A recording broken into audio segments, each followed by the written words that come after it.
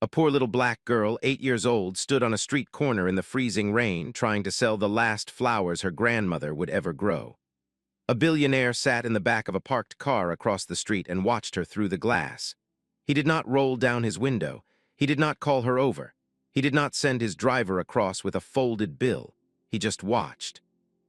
And she had no idea that the man behind that tinted glass owned half the buildings on the avenue, or that in the space of a single rain-soaked minute, she would crack open a door inside him that he had welded shut 30 years before, and that nothing for either of them would ever be quite the same again. 58-year-old Augustus Vane had not built a $6 billion hospitality empire by letting himself feel things on a Tuesday morning. He had built it by feeling as little as possible, for as long as possible, about as many people as possible. At 20 minutes to 7, he sat in the back of a charcoal Bentley, idling at the curb of an old district where wrought iron lampposts leaned like tired men, waiting on an assistant who had run into a shuttered building to retrieve a set of signed papers. The seats were heated to the exact temperature he preferred. The cabin smelled of cedar and the bitter espresso his staff prepared in a thermos before dawn. His overcoat was cashmere the color of wet slate, cut by a tailor in London with a 2-year waiting list and no listed phone number. On his wrist sat a watch worth more than the entire block of failing shops outside the window, and he had bought it for himself because Augustus Vane had no family, no heir, and no one alive who would ever pass anything down to him. He was alone. He was always alone. He had spent a great deal of money making sure it stayed that way. Vane Group owned 41 luxury hotels, 3 resort islands, and a long portfolio of historic buildings he bought, restored, and leased back to the city at a profit. He had a reputation as a man who never made the same mistake twice and never forgave the first one. He had started with nothing, a single rented room above a laundromat, a borrowed suit, and the willingness to work until his hands shook. His mother had sold cut flowers from a dented tin bucket on a street corner 6 days a week, in heat and in snow, and she had died before she ever lived to see him own so much as a parked car. His father he did not remember and did not discuss. He knew somewhere far down what it was to be cold and to count coins in a palm and come up short. But that was a long time ago, and he had buried it under 30 years of glass and steel and silence, and he preferred it stay buried. 10 years earlier, a partner named Royce Calloway had nearly taken everything from him. Calloway had been his right hand, the only man Augustus had ever trusted enough to call a friend, the one who stood beside him at every opening and once, long ago, beside him at his mother's grave. They had built the resort division together, shoulder to shoulder, through years of 100-hour weeks. And then the accountants found it, 16 hidden accounts, inflated invoices, 11 years of quiet theft. The betrayal cost Augustus more than the $31 million. It cost him the last working part of his heart that had still believed a person could be trusted at all. Charm is the cheapest currency in the world, he liked to say afterward. That's exactly why it buys nothing. He said it in boardrooms. He said it to journalists. He said it to his own reflection on the mornings when something soft tried to climb back into his chest, and he beat it down with the saying the way you'd beat down a weed. People wanted things. People performed. The only safe thing to do with a human being was to keep the glass between you and them rolled all the way up. So that was where the glass was that morning, rolled all the way up, when his eyes drifted across the rain-blurred street and landed, with no particular interest at first, on a small figure standing at the far corner under no shelter at all. A little girl, maybe 7, maybe 8. Brown skin, 2 careful braids gone heavy and dripping with rain, a yellow raincoat a size too big with the hood blown back off her head. She stood beside an overturned crate, and on the crate sat a tin pail, and in the pail, shielded by her own small body bent over them like a question mark, was a bundle of flowers. She was not crying. She was not waving anyone down. She was simply standing in the freezing rain, guarding something, the way a person guards the only thing they have left. Augustus Vane felt something move behind his ribs that he had no name for and did not welcome. His driver, a quiet man named Hollis who had worked for him for 13 years, caught the direction of his employer's gaze in the mirror. "Cold morning to have a child out selling anything," Hollis said. He did not expect an answer, and for a long moment he did not get one. Across the street, the little girl shifted her weight from one soaked sneaker to the other. The pail at her feet held perhaps a dozen bundles of flowers, no more, and even from across the avenue and through the rain-streaked glass Augustus could see that they were good flowers, real ones, the kind grown slowly by someone's hands and not flown in cold from a wholesaler. White ones, mostly, and a few deep reds, wrapped at the stems in twists of newspaper. The girl had built a little tent of clear plastic over the top of the pail, the way you'd build shelter for something more important than yourself, and every minute or so she leaned down to check that the plastic was holding, that the rain was running off and not getting in. She was keeping the flowers dry. She was not keeping herself dry at all. A man in a good coat hurried past her on the sidewalk, head down, phone to his ear, and did not slow.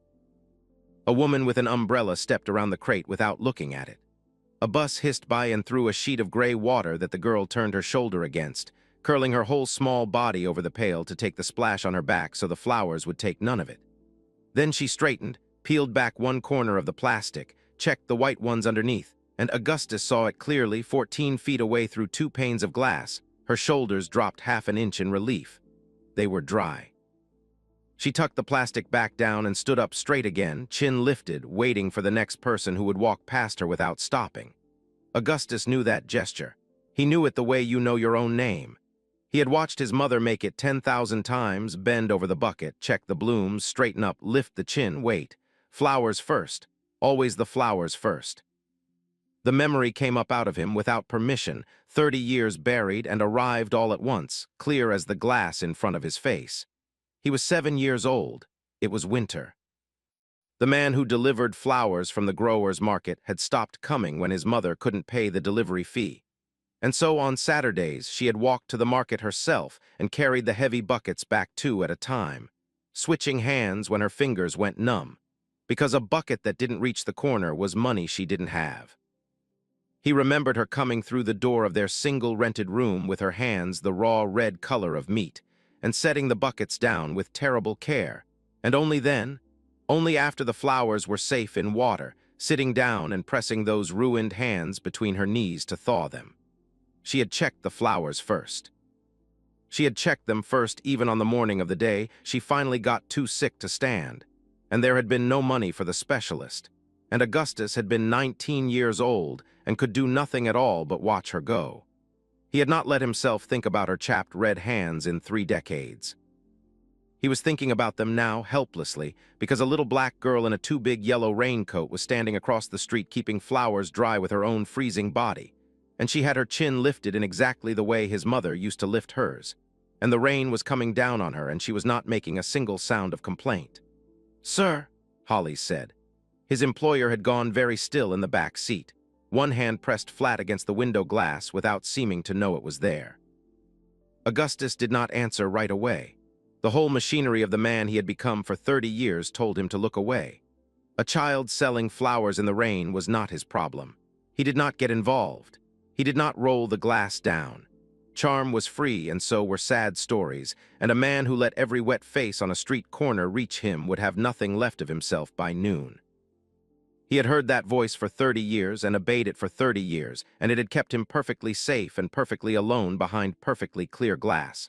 But the little girl bent over the pail again to check the flowers, and the chin came up again, and Augustus Vane discovered that some doors, once you have welded them shut, will still come open if the right small hand knocks in exactly the right way. "Holly's," he said. His own voice sounded strange to him. "Who is that child? Where does she come from?" "Couldn't say, sir." Holly's paused, watching the mirror.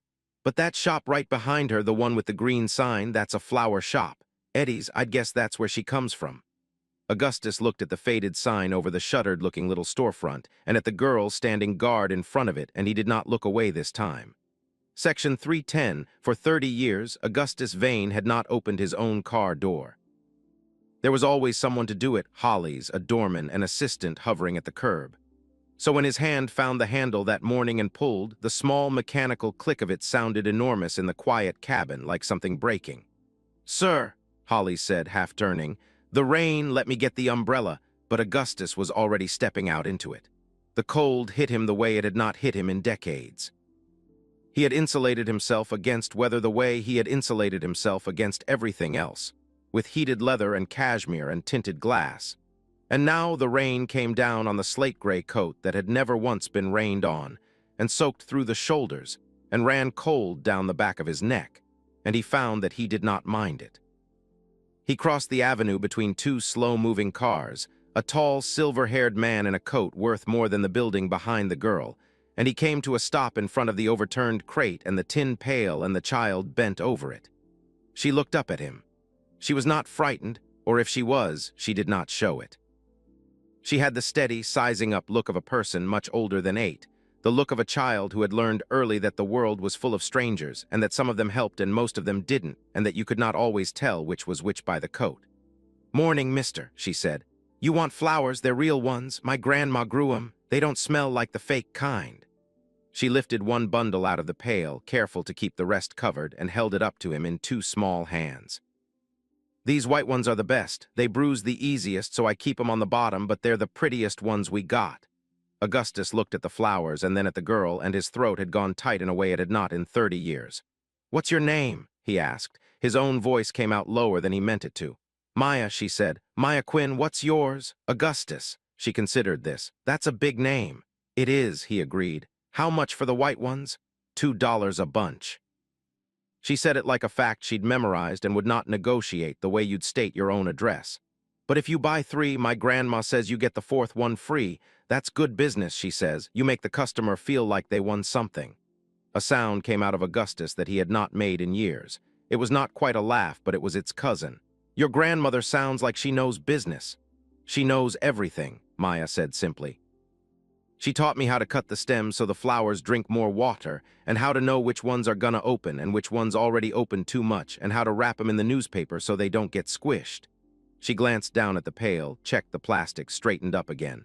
"She would be out here herself, but she's sick. She gets real tired and her chest does a thing. So I'm doing the selling till she's better. I'm pretty good at it." A small shadow crossed her face, there and gone. "I sold 6 bunches yesterday. Today's slower 'cause of the rain. People don't stop in the rain."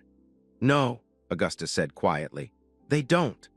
He stood there in the downpour, this man who had spent a decade believing that the only honest thing a person ever did was what they did when no one was watching, and he understood all at once and far too late in his life that he had been a coward dressed up as a philosopher. He had built a whole religion out of staying behind glass. He had told himself it was wisdom, and it had only ever been fear wearing a very good coat.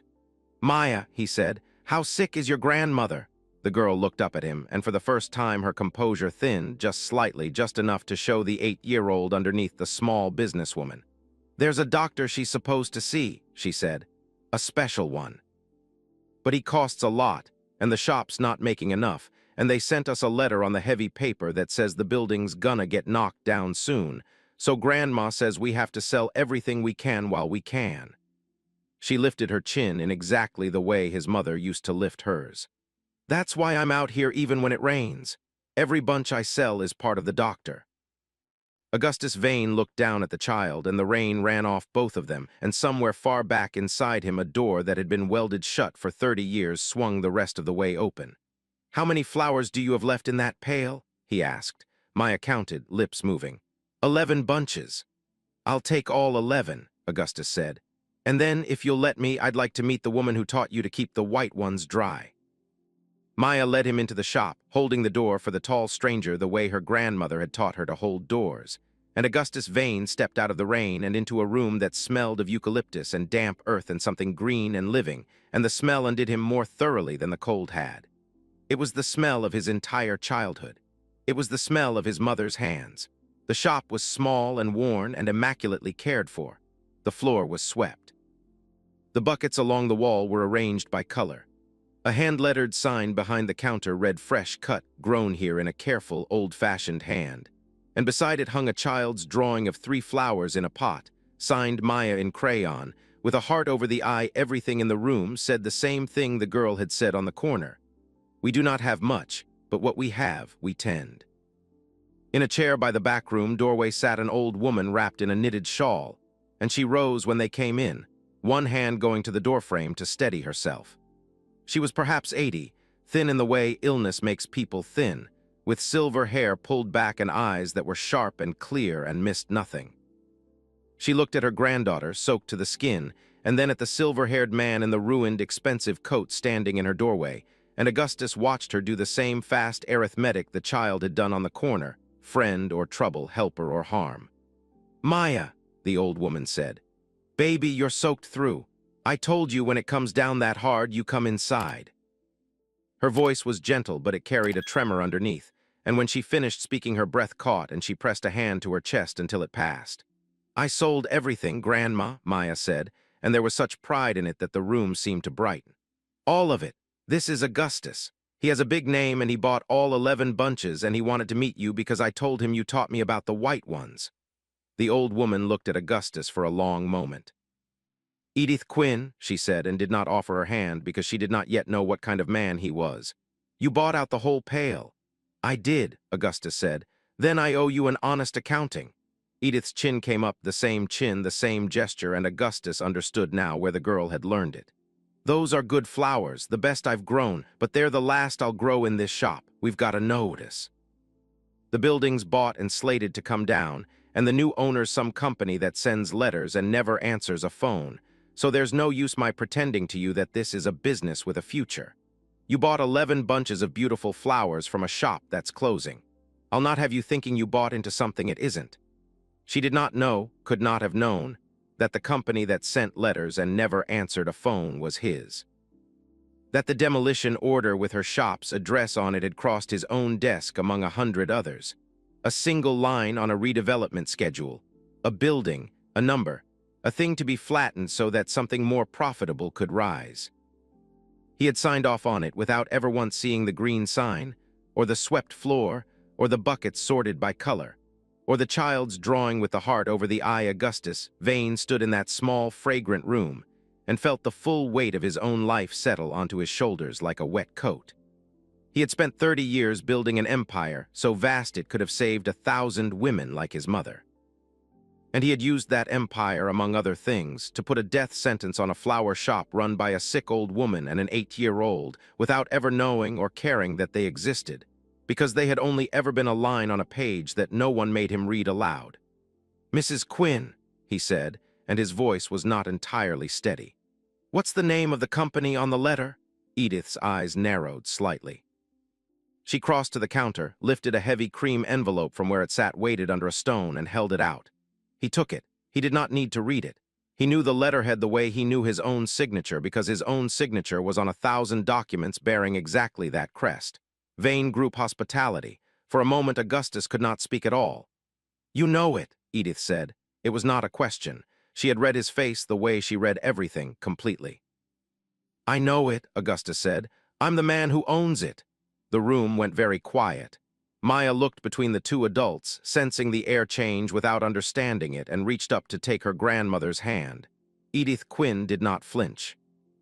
She looked at the billionaire standing in her doorway in his soaked, ruined coat, the man whose company had condemned everything she had ever built, and she said, with the terrible steadiness of someone who had nothing left to lose and would not beg for it anyway, "Then I suppose, Mr. Vane, you've come to see what you're knocking down."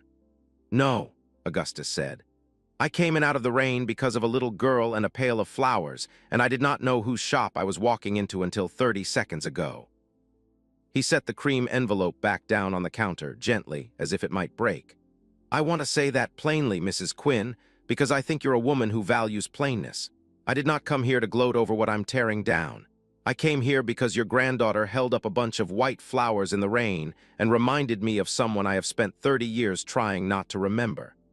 Edith studied him.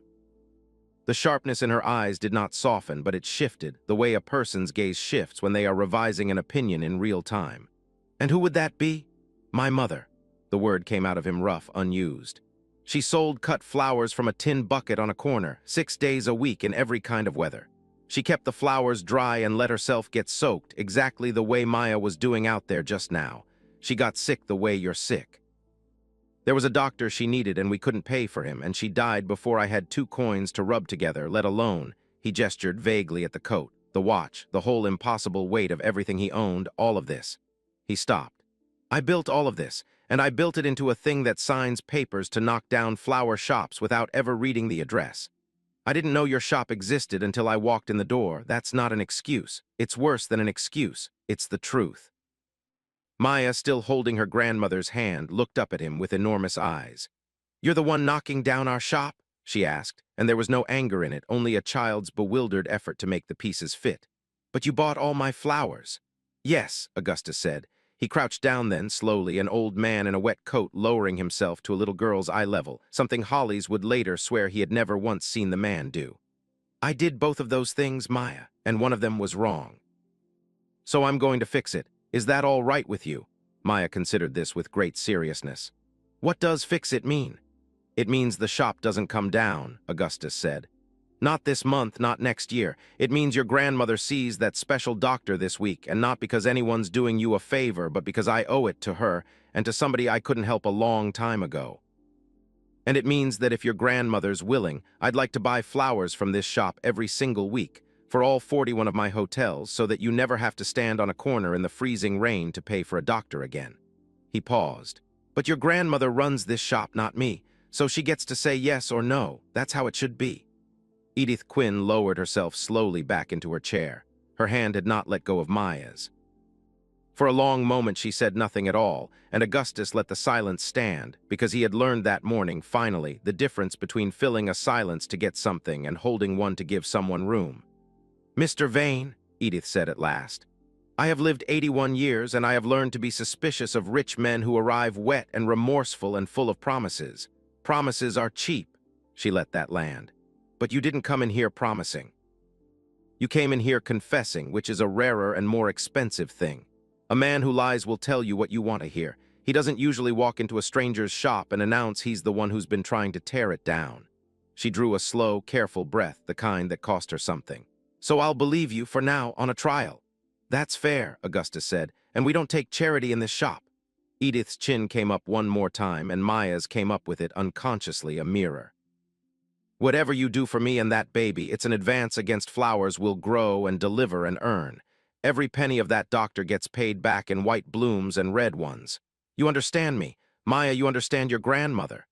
"Yes, Grandma," Maya said. "Then it's settled," Edith said, "as far as a thing can be settled between two people who met 15 minutes ago." And then, because she was who she was, she added, "Now take that coat off before you catch your death standing there dripping, and Maya, put the kettle on. We don't let a customer leave this shop cold, even if he's a billionaire. Especially if he's a billionaire. Lord knows nobody's offered that man a hot drink in years." And Augustus Vane, owner of 41 hotels, 3 islands, and a watch worth more than the block, took off his ruined coat in a tiny flower shop he had been about to demolish, and let an 8-year-old make him tea, and felt, for the first time in 30 years, something that was almost certainly warmth.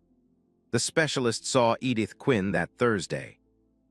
He was the kind of doctor who normally booked 4 months out, in an office with a saltwater aquarium in the waiting room and a view of the river. And Edith arrived to find that her appointment had somehow materialized in 3 days, that the consultation fee had been settled in advance against an account she did not recognize, and that the receptionist treated her with the slightly nervous deference usually reserved for people who knew people. She submitted to all of it with her chin up, taking notes in a small pad, fully intending, as she told Maya in the cab on the way home, to pay back every dollar in flowers if it took her until she was 100. The cough had a name. The name was serious, but it was not the worst name, and the doctor said 2 things that changed the shape of the Quinn's world. The first was that it was treatable. The second was that it should have been treated months ago, and that a few more winters of standing in tin bucket cold would very likely have taken it past treating. Edith heard that second part in silence, and then she went home and sat in her chair for a long while with Maya's hand in hers, thinking about how close a margin a life can run on, and how it sometimes comes down to whether a particular stranger happens to glance out of a particular car window on a particular rainy morning. She did not say any of that to Maya. She said, "Well, baby, looks like your grandmother's going to be a nuisance to you for a good while yet." And Maya, who understood more than the adults around her ever gave her credit for, climbed into the chair beside her and held on and did not let go for an hour. The shop did not come down. The demolition order, when Augustus pulled the file, turned out to be one line in a redevelopment plan covering the entire block. 11 properties his acquisitions team had bought quietly over 2 years for the land beneath them. He sat in his office on the 41st floor with the file open in front of him and looked at the addresses for a long time, all 11 of them, each one a number, each one a thing he had never made himself see. Then he picked up the phone and called his head of real estate, a sharp woman named Delia Maddox, and told her the Marlowe Street project was off. There was a silence on the line. "Augustus," Delia said carefully, "we're 18 months and several $1 million into assembling that parcel. The board approved the tower. What do I tell them?" "Tell them I read one of the addresses," Augustus said, "and I'm not knocking it down." He paused. "And freeze the rents on the whole block at their original rates. 10-year terms for any tenant who wants to stay. We'll find another corner for the tower. We don't need to flatten a flower shop and 10 of its neighbors to make our money. We just got used to it being easy." He could hear her recalibrating on the other end, hear 13 years of certainty about who Augustus Vane was being quietly revised. "That's not," she started and then stopped and then said, "That's not how you usually do things." "No," Augustus agreed. "It isn't. Let's see if I can learn to do them differently before I run out of time." Word of the standing flower order moved through Vane Group with the speed that strange news always moves through large companies. The CEO, the man who had not been seen to feel a thing in a decade, the man whose own people called him the glacier behind his back, had personally arranged for all 41 hotels in the region to source their fresh arrangements from a single tiny shop on Marlowe Street run by a sick old woman and a child. Nobody knew the details. Everybody had a theory. Most of the theories were unkind, because that was the kind of company Augustus had built, one where a billionaire helping a flower shop was assumed to be a tax dodge or a scheme before it was ever assumed to be a kindness. Augustus heard the theories. He found, to his surprise, that he did not much care. What he cared about increasingly was Thursdays. Because somewhere in those first weeks it had become a habit, and then something more than a habit, for him to have Hollies drive him to Marlowe Street on Thursday mornings, ostensibly to review the delivery logistics, actually to sit on a stool in a small shop that smelled of eucalyptus and drink tea that an 8-year-old made too strong, and listen to Edith Quinn tell him exactly what she thought of his hotel's flower budgets, his posture, and his refusal to eat a proper breakfast. He had not been spoken to that way by anyone in 30 years. He had not laughed in a flower shop in 30 years. He had not, in 30 years, been anywhere on a Thursday morning that he simply wanted to be. "You're getting color back in your face, Mr. Vane," Edith observed one Thursday, watching him over the rim of her cup. "When you first walked in here, you looked like a man made out of glass." She set the cup down.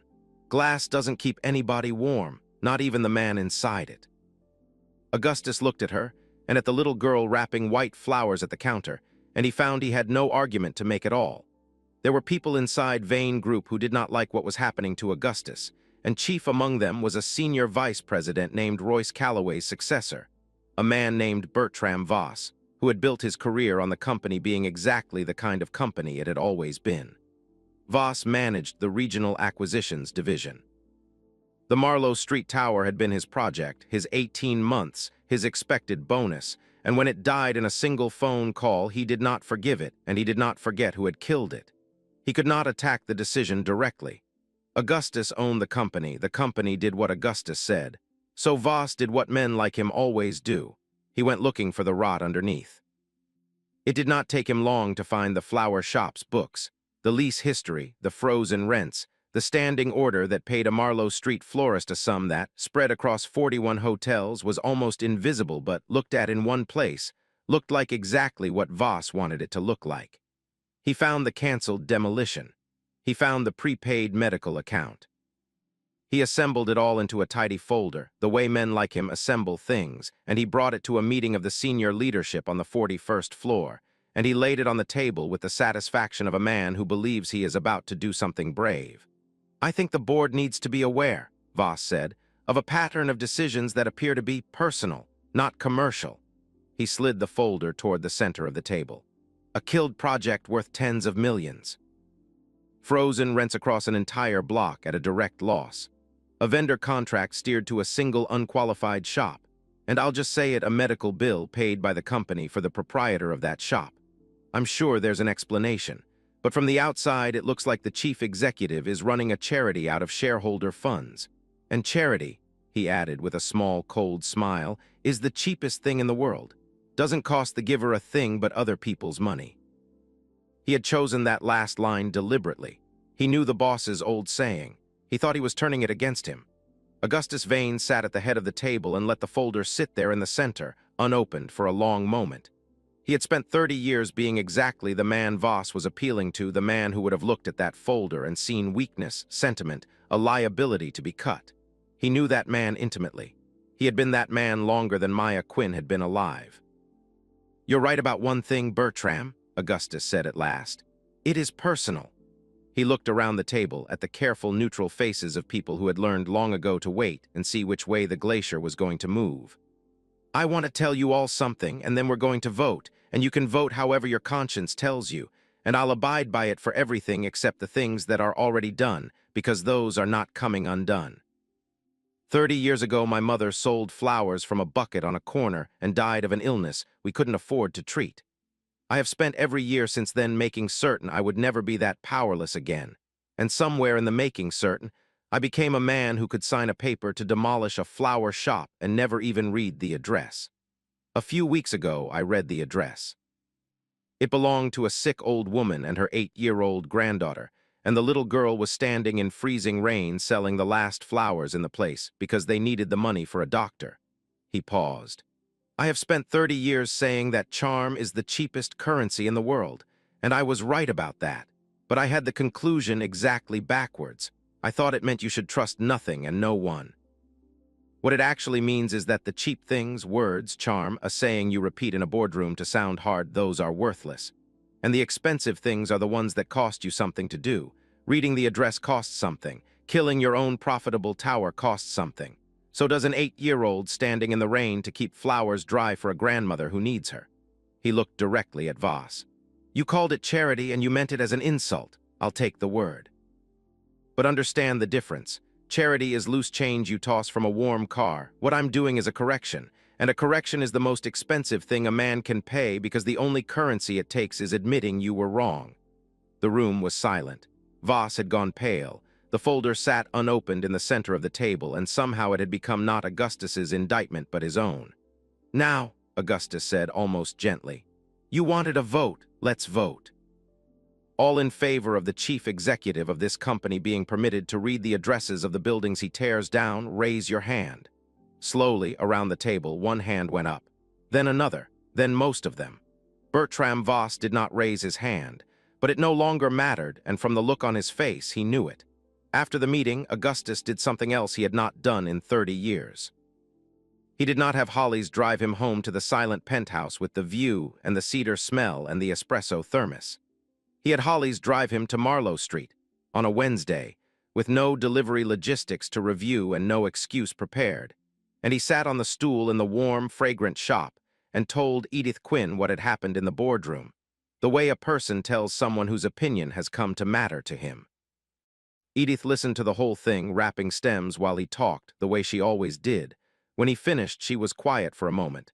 "So a man tried to use your own hardness against you," she said, "and found out you'd gone and gotten soft when he wasn't looking. Something like that.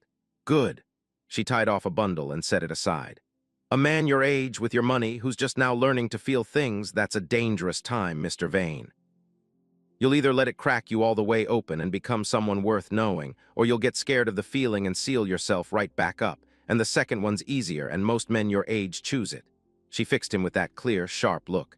"Don't choose the easy one. You're better than the easy one. I can tell. Maya can tell, and that child has never been wrong about a person in her life." At the counter, Maya looked up from her drawing. "I drawed you," she announced, and held up a sheet of paper. It was a crayon picture of 3 figures standing in front of a flower shop with a green sign.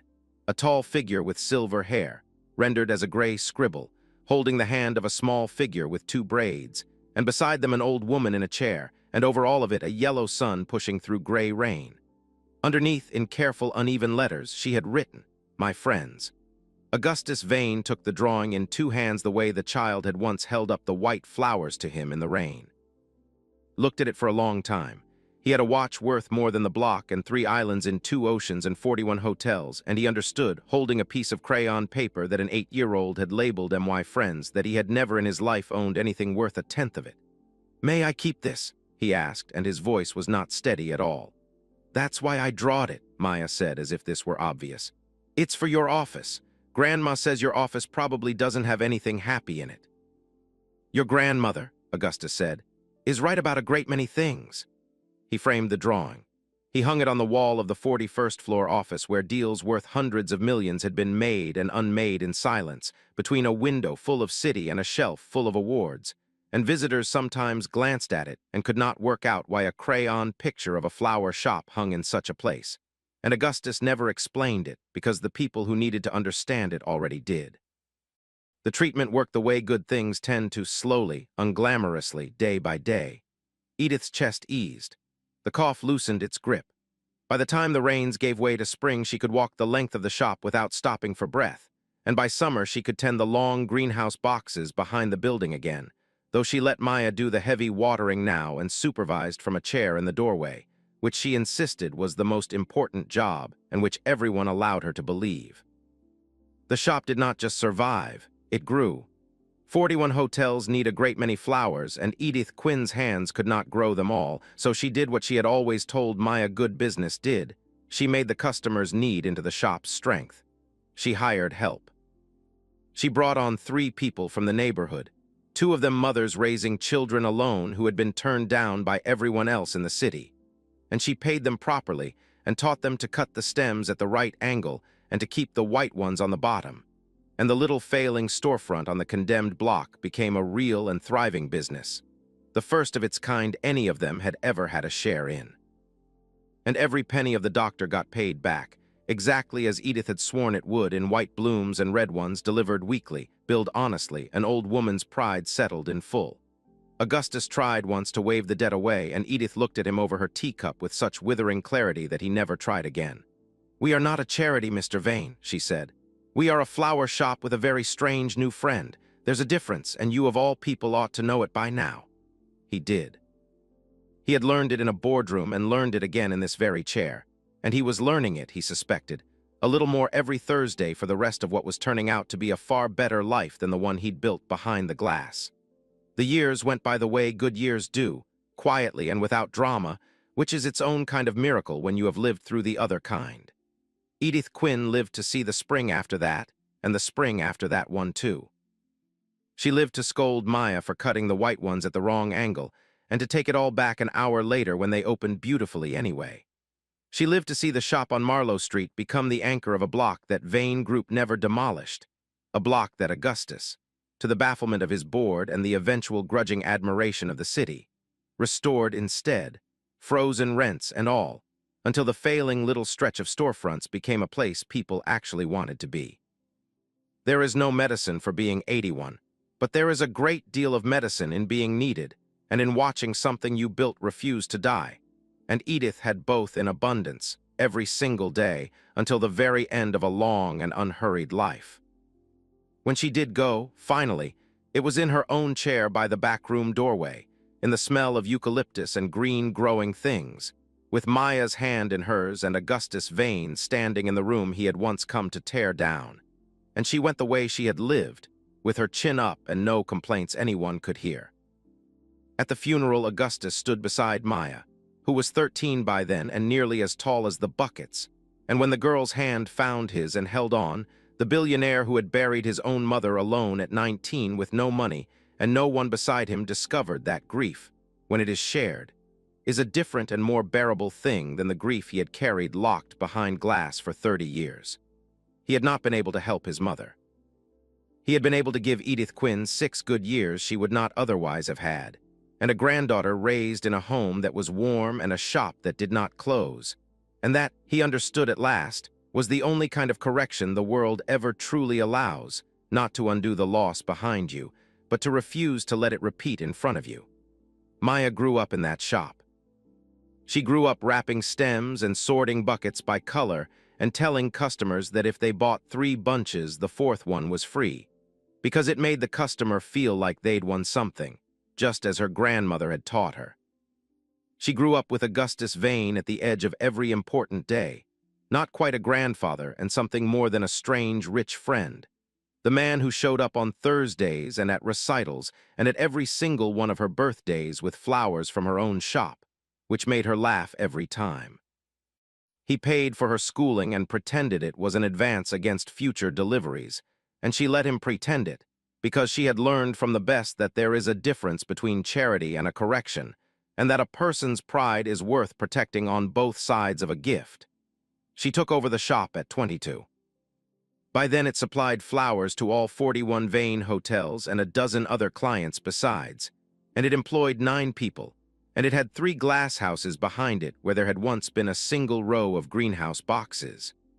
The yellow raincoat she had worn on the corner that first rainy morning she kept, folded, in a drawer in the back. And the framed crayon drawing, my friends, 3 figures and a yellow sun pushing through the rain, hung not in the shop but in Augustus Vane's office on the 41st floor for the rest of his life. And when he was gone, it came back to Marlowe Street, and Maya hung it behind the register. And when visitors asked about it, she said only that it was a picture a little girl had drawn a long time ago and left it at that. 8 months after Edith's passing, Augustus established something inside Vane Group and refused to let the marketing department give it a clever name. He called it the Bucket Fund, after a tin bucket on a corner that 2 different women had once stood behind in the rain, 30 years and 1 city apart. The fund offered frozen rents and no-interest advances, and hard introductions to small family businesses in the neighborhoods his company had once simply bought and flattened. Flower shops and bakeries and tailors and corner groceries. The kind of places that are only ever a line on a redevelopment schedule until someone makes themselves read the address. When the board asked him what the name meant, he said it was a private matter and moved to the next item, and only Maya, sitting in the 3rd row at the announcement in a blazer she'd bought with her own paycheck, knew the whole of it. When his gaze swept the room and landed on her for exactly 1 second, she nodded just once, just enough, and that was all the 2 of them ever needed to say about it. He was not a charity, he told anyone who would listen right up to the end. He was a man who had spent 30 years behind glass and gotten out, late but not too late, because one rainy morning a little girl in a yellow raincoat had held up a bunch of white flowers and asked him, without knowing she was asking, the only question that had ever mattered. Are you going to stop, or are you going to keep driving past? Many years later, Maya Quinn was driving across the city on a gray Tuesday morning when the sky opened up. Not the slow, steady kind of rain, but the other kind. The sudden, furious, personal kind that turned the wipers useless and the streetlights into smeared ghosts behind sheets of water. She was on the avenue that ran past the old district, in a reliable car with the heater humming and the seats warm, the same stretch of road where, a lifetime ago, a charcoal Bentley had once idled at a curb while a man behind tinted glass argued with himself about whether to feel anything at all. And then she saw her. A little girl on the corner, 7, maybe 8. Brown skin, hair in 2 careful braids gone heavy with rain, a coat the wrong weight for the weather, and at her feet an overturned crate with a bucket on top, and over the bucket a little tent of clear plastic, and beneath the plastic, Maya knew without needing to see them, flowers.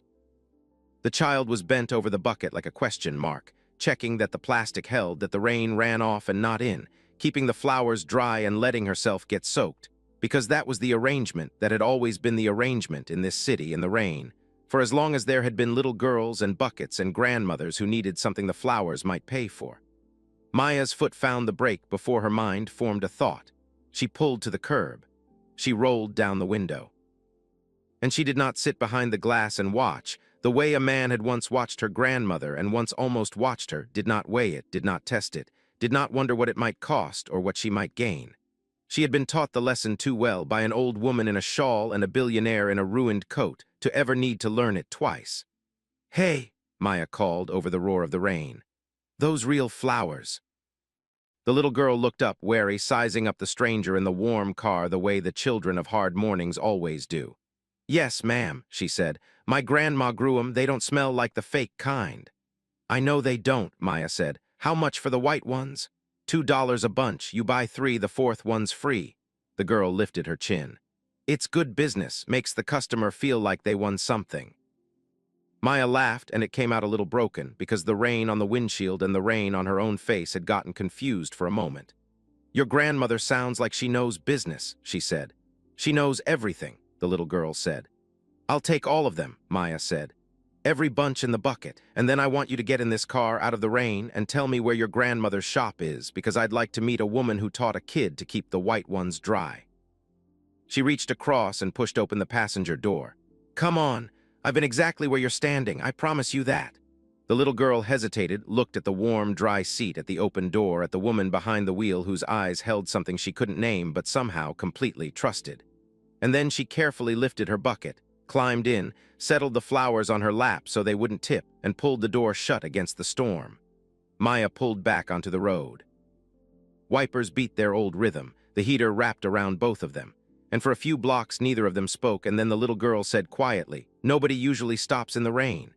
"No," Maya said, "they don't. But somebody stopped for me once, and somebody stopped for my grandmother before that, even if it took him a while to get out of the car." She glanced at the child, at the flowers held safe and dry on a small lap, at the two careful braids and the lifted chin. "So now I stop. Every time, that's the whole thing. That's all it ever was." She understood it now in a way she had only half understood as a girl, the lesson it had taken Augustus Vane 30 years and a rainy morning to learn, and that he had spent the rest of his life trying to pass on. You don't have to watch a person through glass to find out what they're worth. You don't have to test them or follow them or wait to see what they do when they think no one is looking. You just have to stop the car.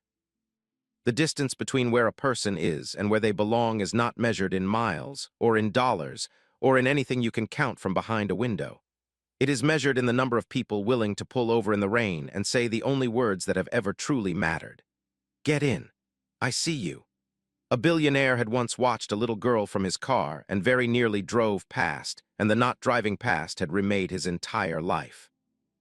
Now a woman who had once been that little girl stopped without a flicker of hesitation, because she had been taught by the two best teachers she would ever have that this, and not the watching, and not the wealth, and not the long-ago bucket on a corner, was the whole of it. So she drove the child home through the storm, to a grandmother and a warm shop and a future that had just, without either of them quite knowing it yet, gotten a great deal brighter.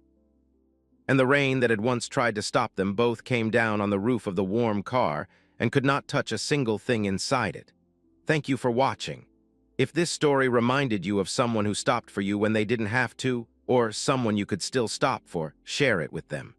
Subscribe for more stories like this one, and I'll see you on the next one.